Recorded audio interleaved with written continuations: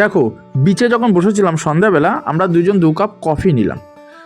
যে কফিটা দিল সে বলল আমি ঘুরে আসছি, তারপরে এসে টাকাটা নিচ্ছি। তাই আমার মাথায় হঠাৎ করে একটা প্ল্যান এলো। দেখা গেল যে ওই লোকের যদি টাকা না দিয়ে এই 30 টাকা অন্য কাউকে দিই, তাহলে সে নেবে কি না। এই কথাটা আমি যে কফি দিয়েছিল আমাদের তাকে এসে বললাম যে দাদা, এই টাকাটা যদি আমি অন্য কোনো কফিওয়ালাকে দিয়ে দিই তাহলে সে কি নিয়ে নেবে? সে আমাকে বলল না, ও নেবে না, তারা বলবে আমি তোমাকে দিইনি, টাকা আমরা নিতে পারবো না। সেই জন্য আমি এই 30 টাকা প্রমাণ করার জন্য যে দীঘায় যেসব দোকানদার মানে চাওয়ালা আছে তাদেরকে এরকমভাবে বললে তারা অন্যের টাকা তারা নিজে নিয়ে নেয় কি না, সেটা প্রমাণের জন্য সামনে থেকে যিনি আসছে তাকে আমি ডাক দিলাম যে দাদা, তোমার থেকে আমরা কি 2 কাপ কফি নিয়েছি, আমরা এখানে বসেছিলাম, তো আমরা কফি খাচ্ছিলাম, তারপরে চিনতে পারছি না, তুমি কি আমাদের কফি দিয়েছিলে 30 টাকা 2 কাপের দাম 15 টাকা করে? তো সে লোক বলছে যে না দাদা, আমি তোমাদের কফি দিইনি, তো আমি টাকাটা নিতে পারবো না, তুমি দেখো যে কে নিয়েছে তাকে এসে তুমি দাও। তো এই দাদা সেই টাকাটা নিল না। তো আমরা আরও একজনের কাছে বা আরও 2-3 কাছে ভাবলাম যাব, সেই দাদা চলে গেল যে না তুমি আমাদের দাওনি। তো কি করব, সেই টাকাটা হাতে নিয়ে বসে আছি। তো আমরা আবারও বেরিয়ে পড়লাম যে আরেকজনের কাছে, যদি সে নেয় বা সে নিয়ে নেয়, যে আমরা প্রমাণের জন্য যে আদৌ নেয় কি না।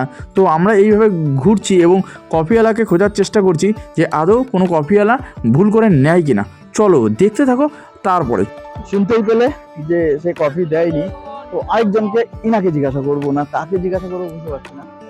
তো চলো, কোথায় আছে, আর কেউ আছে? ওই যে পাশে উনি আছে,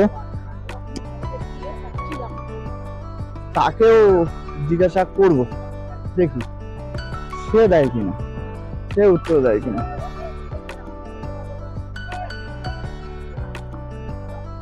তো চলো ইনাকে জিজ্ঞাসা করা যাক।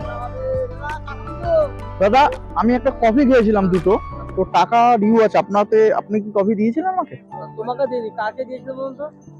এইখানে একজন ছিল, এখানে বসেছিল তো? দুজনে, একটা মহিলা আমি ছিলাম আর আমার ওয়াইফ ছিল। তো আপনি কি দিয়েছিলেন? আমি কফি দিই। কফি দেননি? হ্যাঁ, তো টাকা নিয়ে আছে, ওকে, দিতে পারছেন, ঠিক আছে। আর আরেকজন কেউ আমাকে এসে খুঁজে তো দিয়ে দেবো, ঠিক আছে? টাকা খুঁজে দাও। দেখি, দেখো আরেকজনকে দেখছি, দাঁড়ান।